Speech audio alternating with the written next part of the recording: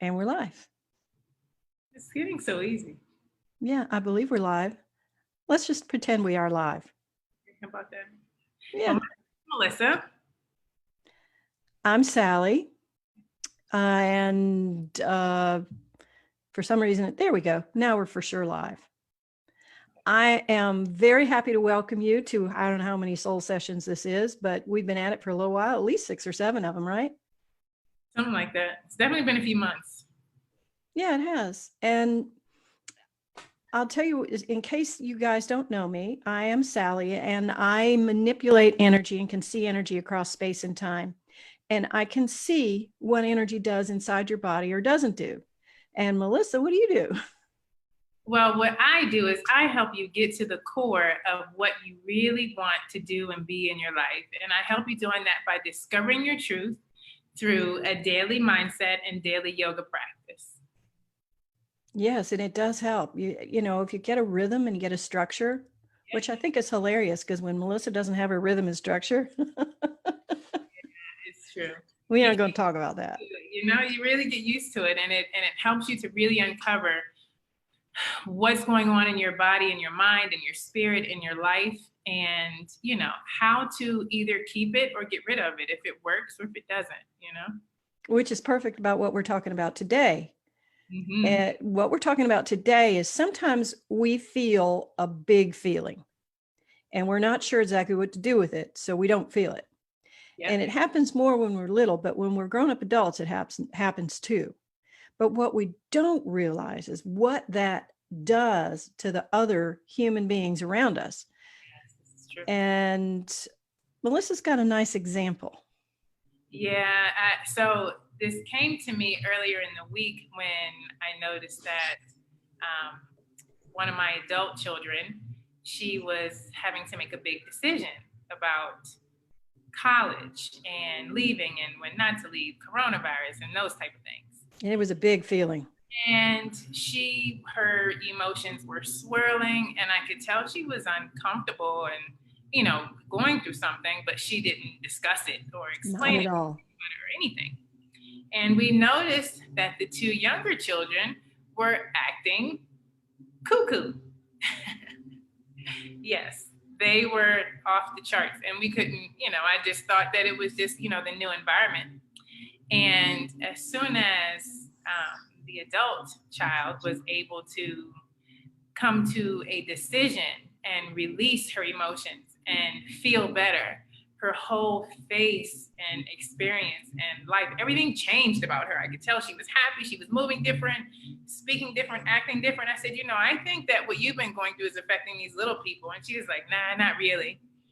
And when the two babies woke up from their nap, they were totally different children. And she came to me and said, wow, I think they were feeling what I was going through because these kids are different now that I'm feeling better. I said, see, I told you. And, you know, I wanted her to feel that experience for herself. I didn't want to just tell her because, you know, it's different when someone tells you, especially a parent. And when you actually see it and experience it and live it for yourself and watch it unfold in front of you. So let's think about this in the modern day world. When you're a parent and you're in the trenches, the way I call it, in the trenches, when you're having child warfare going on and you're fighting for your world. And in this particular day and time, it ratchets up just a little tiny bit. It's a little tiny bit more stress because of pandemic season. Yes, pandemic season. Yes. And so let's think about how when you walk into your kitchen and you're not talking or sharing, even with teenage children, you're not talking or sharing, or you're not saying like, I am feeling pressure, worry, fear, and you're holding it inside your body. I want you to notice how things seem to stack up in the negative department in your life, how the kids are acting out, how they're pushing on your last nerve, how you end up fighting with your husband. Yeah, it's a vicious cycle. It is. And, you know, remember that day when you and your husband had a rare fight? And it is rare with these two, even though she says it isn't, it is. We don't fight. No, you don't. But he was feeling a kind of way and it was affecting you. Absolutely. Every single time. If he feels anything, then it definitely affects me. And even, with the teenagers, if I'm feeling some type of way, um, they definitely will feel it from me, and their whole day is different. Completely. Come home with a bad grade or something that they haven't said. It's the unspoken emotion, the not talking about it, the holding on to it and stuffing it, that I could be wrong. I feel like it magnifies it. It does make it worse. And children who have anxiety are frequently bothered by the unspoken emotions of their other family members. Yeah, because they're probably not really going through anything. They're children. No, they're not. Yeah. And what are they so worried about? It's because they're picking up the feelings of this world is not right, but they can't visually pinpoint what's going on. Yes, because they know my diaper's being changed, or I'm eating every meal, and I'm being walked, and what could possibly be wrong? You're a toddler or whatever. And usually what they're doing is they're attempting to process the emotions of someone else, or they're just feeling it and they don't know why. Your child has done that on many occasions. I know. Yeah. How many times you call me up and you say, my child has opinions? And I'm like, I told you that was going to happen. Yeah, you warned me of the child's opinions, and she definitely loves to express her emotions. And if someone else is having some kind of emotional something, she'll let me know. And especially now, being that we have another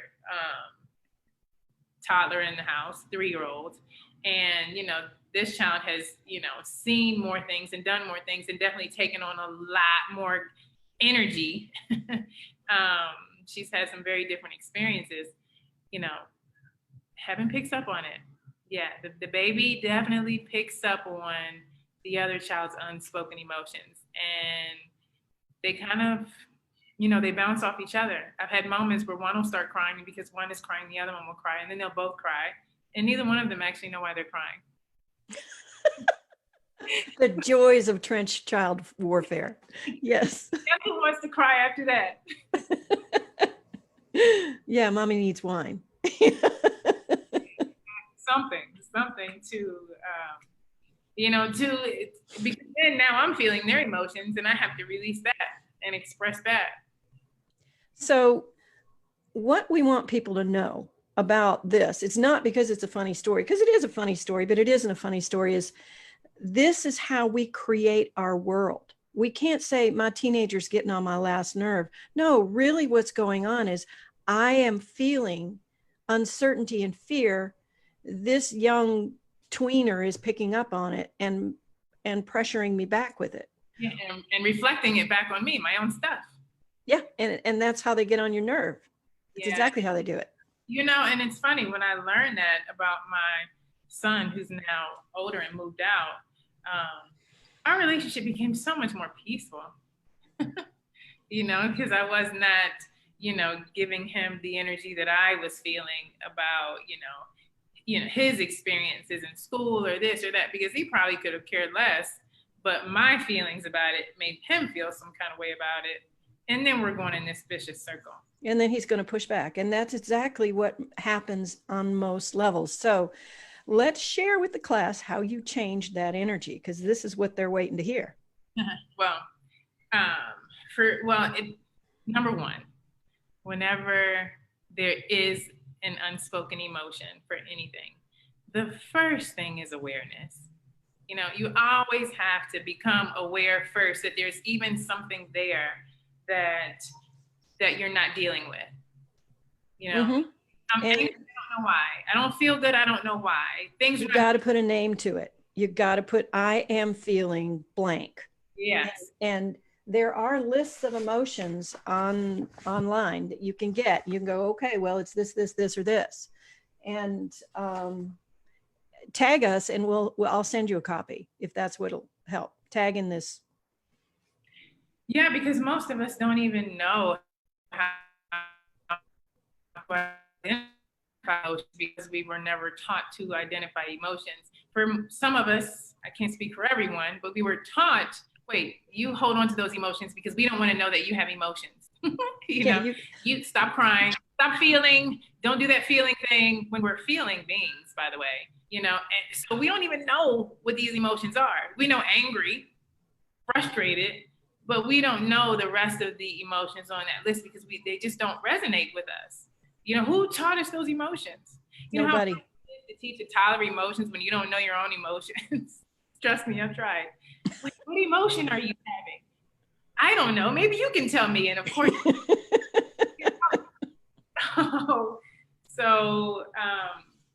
the trick is to just first become aware that emotions are there that don't feel good, essentially.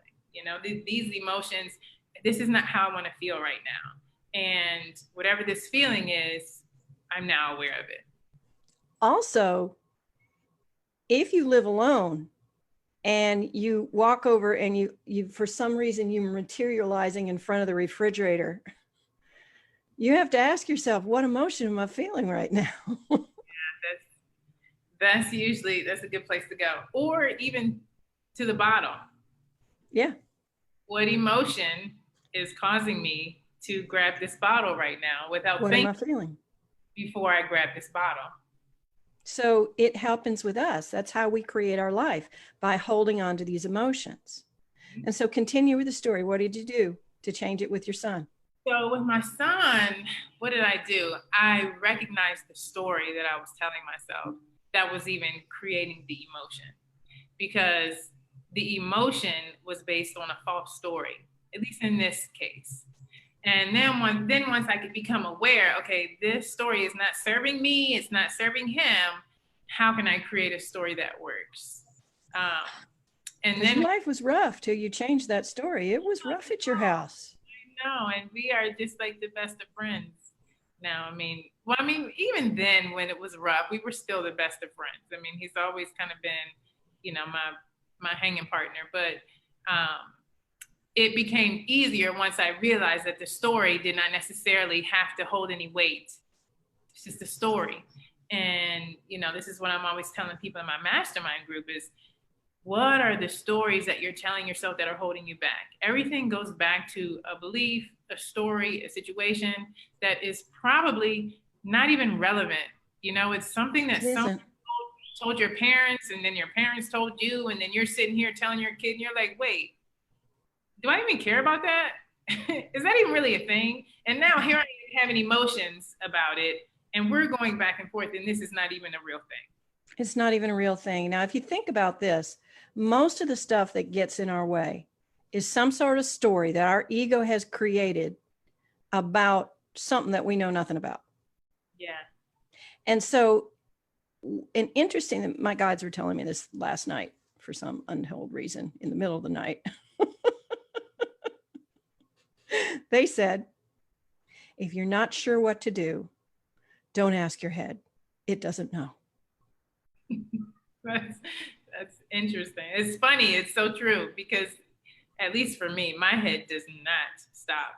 Your head doesn't know. What part knows? My heart, clearly. Bingo. You got to go to the heart. You got to go.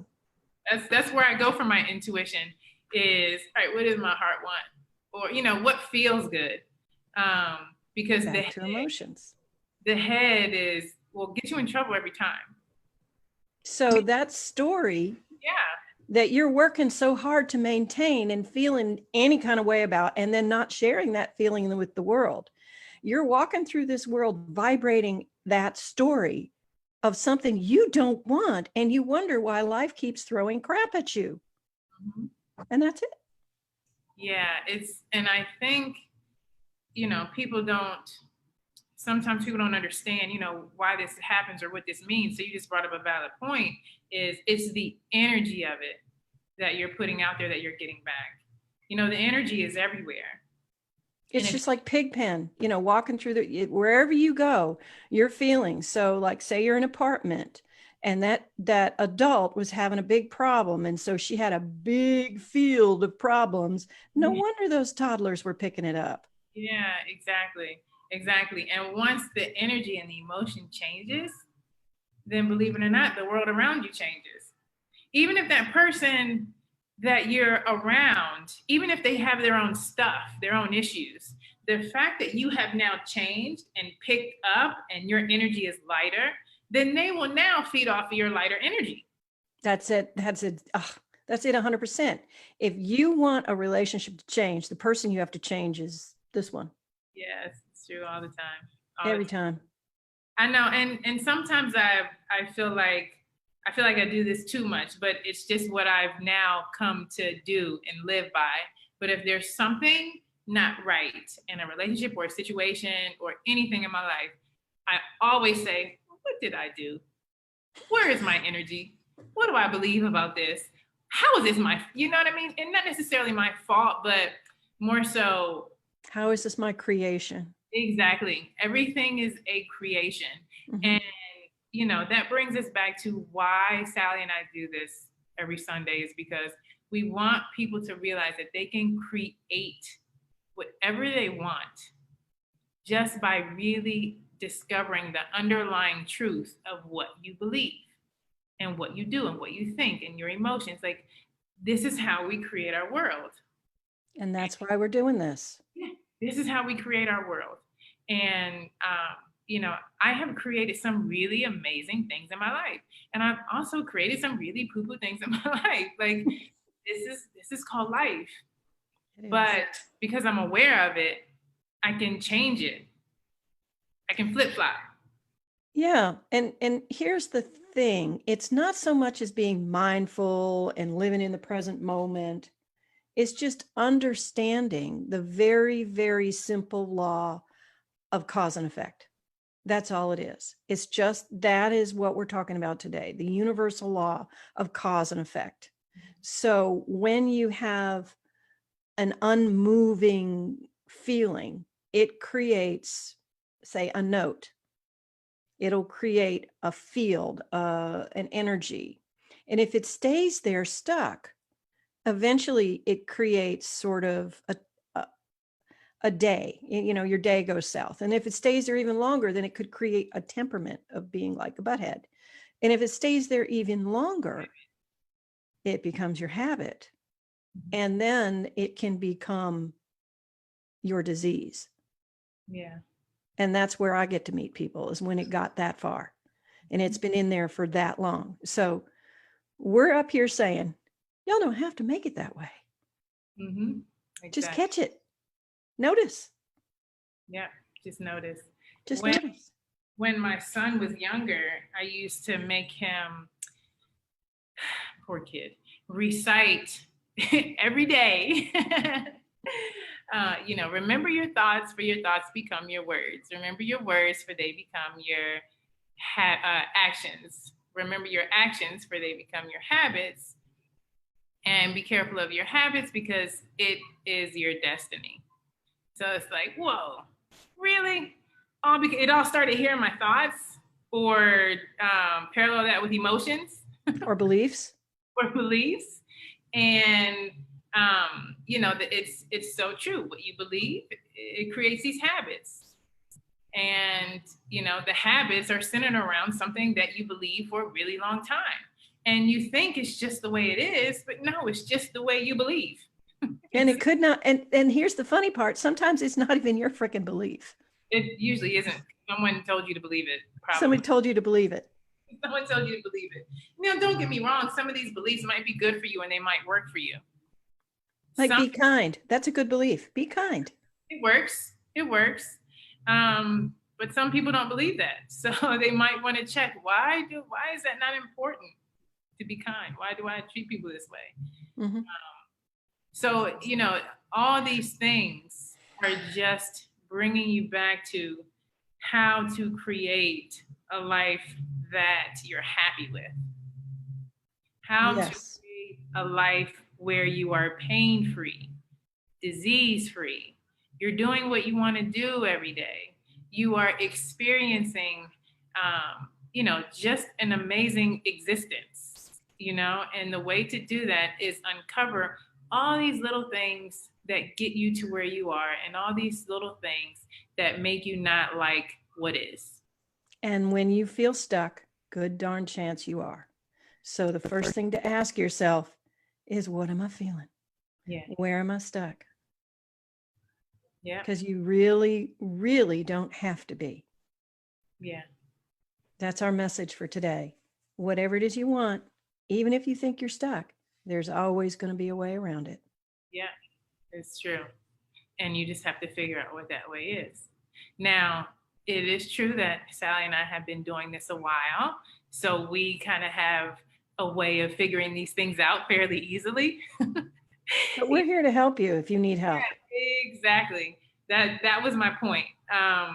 Because people call me and they're like, hey, I have this thing, and I'm like, oh, did you hear what you just said? And they're like, oh, I didn't even realize I believed that. I'm like, well, you just said it to me. I didn't know you believed that until you said it. So, and Sally, the way she does it is she just looks at you and says, oh, I know all this about what you've been through in your life, and this is what you believe. And you're like, wow, how'd you know that? She's like, I just know things.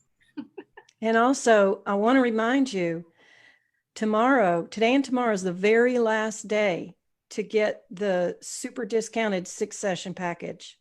So if you're feeling autoimmune, if you're feeling sick, if you're feeling stuck, if you're feeling lost, I highly recommend that you grab that package now, because come tomorrow evening, it's gone forever.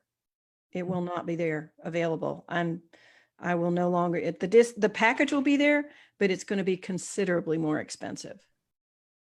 And it's different. You're changing how you do things. I'm changing it to focus specifically on people who have been stuck for such a long time and believe things for such a long time that their body has created an autoimmune situation. Because their body first starts whispering, and then it starts screaming. And then by the time you get to autoimmune disorder, it's trying to kill you. Oh. Yeah, I've had autoimmune. It's no fun. My son had autoimmune when he was young. Because he was processing stuff he couldn't process. Yeah. Until you figured out not to feel that kind of way around it. Is that what happened? Maybe yes. It was, so it was the daily practice. And so this goes back to our original point. Yay! I changed and he got rid of his autoimmune. I thought it was because we were pumping him with green stuff, but I guess it was just because I was feeling better. And he has always tried to heal you. So he was taking on your stuff, which is why we started this Soul Sunday to begin with. Yeah. If you're not letting go of however way you're kind of feeling, which you did, and he got better. Yeah. And you know what? This was so many years ago. I've been through so many different transitions over time since then. I feel bad for him because he was like the tester, and now I've got the baby, and I learned all these things from him, and now she gets the benefit of all our trial and error with my oldest. So, but yeah, you don't have to feel bad for him. Let him go, because you know what? He's an incredible human being, and the best is yet to come. He really is, and I'm extremely proud of him. And the wonderful. Plus, he's really cute. He is. He always has been. He is. I have cute kids. I don't know what that's about. You're lucky. It happens. But aside from the cute kids, the whole point was, if you change your energy, then you can really affect the world around you. And your own world. Yeah, you can. And your own world. And, the world around you is a reflection of who you are. You ever notice that there are people that sometimes when you come around them, you can feel really terrible. But this person, they're so happy and their energy is so uplifting that when you come around them, you have no idea, but it just happens, automatically. You're like, wow, I feel better. Hey, how are you? I feel good. It's so good to see you. That person just makes you feel so good. And then there's the opposite of that. You have that person where, oh God, do I have to be around you today? You see how my whole body language changed? That's how that person, their energy feels when you're in their presence. And, that's what we do to people based on. But we're not blaming or shaming. We're just simply asking you to notice. Not blaming or shaming. We just want you to notice that what you put out is based on what goes on here, and you got control over it, believe it or not. The point is to understand why this is happening. Not to say, hey, it's your fault, you make me feel this way, but just understand that the energy that we're putting out there, what we're holding on to, are stuck emotions or energy, or even our happy emotions or energy, is clearly affecting the people around us. It is. And if you need this little sheet of emotions, I'll put a link. I think I can put a link in the post. And I'll also put a link for signing up for the 6-session, the 3-month healing package. It's a good idea. And you need to put a link for getting into your mastermind group. Yes. Every Sunday, 9:30, 9:15 Eastern, we are doing our mastermind, and we are really getting in deep to all this stuff that we're talking about here. So here we're kind of going on the surface. We're just telling you, hey, find those emotions. It's a thing. In the mastermind, we're actually finding the emotions. We're helping you to identify those emotions. So, and I love it, because I find that every week, people come back, and, it's not always the same people saying the same thing, but every week somebody says, you know what, I really noticed something this week. I noticed that this is what I believe. And it started with my family. It started here. I believe this. And now that I'm aware of it, I can change it. And that's the only thing we're trying to do, is make you, and there's so much. This is lifelong work. It's not like there's 5 emotions that are stuck and, oh, I'm cured. There's so many relations to everything in our life that, you just want to piece it, take it one day at a time. And with me, it's like 6-7 years of mastermind in an hour. We just get in there and we pull it out, we show it to you, we clear it out, we change it, and then you're left going, what just happened? Wait, what? But you still have to reorganize yourself. Yeah. So the point in coming weekly is to just be able to continue to work on yourself, because you're not going to remember everything that you talk about with Sally. You're like, wait, she told me so much great stuff. And I learned all these cool things. But we just like to make sure that you keep, and this is why we do this on Sunday, just to keep reminding you, just a little reminder. And this is why we work together, because we dovetail so beautifully together. Yes. And I almost forgot to mention is that you cannot even do the mastermind and just do yoga every single day, and your body will release emotions that you did not know was there. I have a student who says, sometimes I just feel stuff at the end of my yoga practice and I don't know what it is. Where is it coming from? Why is it there? No, I don't know. Why is this yoga keep bringing things up for me every day? I've never felt anything before. I don't want to start feeling it now. Yes, you do. Just keep coming to yoga and eventually it will feel better. Or you'll just go deeper and you'll just keep pulling out more stuff. But you don't have to do it alone is the point. Yeah. It's the kind of thing to do it alone. It's for one thing, it defeats the purpose. You need the connection. Number 2, if you do it alone, you get so stuck in your own head lies that it's very helpful to have somebody else be in your mirror going, is that really right? Yeah, it's true. I did it alone for a long time. It's hard. Yeah, my initial start was doing it alone. Nobody told me about this. It just started happening because I was just practicing. Mm-hmm. There are few teachers who will tell you what's happening to you. You go to yoga, you show up every day or whenever you show up, and there's no connection. They don't tell you. They just say, oh, okay, yeah, go do yoga. They don't tell you that this is going to bring stuff out of you that's been there for life, that's lodged into your body parts as emotions, stuff. For me, and this is how I see it, how it gets lodged in your body parts. Just I want you to know. What happens is you feel some kind of way. And in that moment, there's several reasons. Either you've never felt that way before, you're young, or it's too big and you can't feel it, or it went on for a very long time and you weren't sure how to handle it. Those are three reasons why it gets stuck. And, or then the fourth one is not even yours. I love that one. And so I see that in space, i.e. your body, but then you have to transfer into time, because the one thing that yoga does that's different than other people is through breath, you access the time, because breath is transcendent of all time, because breath is life. And when you move through breath, now this is, we're getting deep here, roll up your pants here. But when you move through breath, that means you have, that's how you get access to all that is through the breath. I mean, the first thing humans do when we come to this earth is breathe. And the last thing we do when we leave is breathe. Sure. So breath is the access to all that is. And when you are feeling some kind of way and you don't want to feel it, first thing you do is hold your breath. Yes. And there you go. Fight or flight response. And then it gets stuck in your body. Mm-hmm. And then 25 years later, you go, oh man, my hips. Yeah, exactly. And then you burst out crying. Yeah, it's true.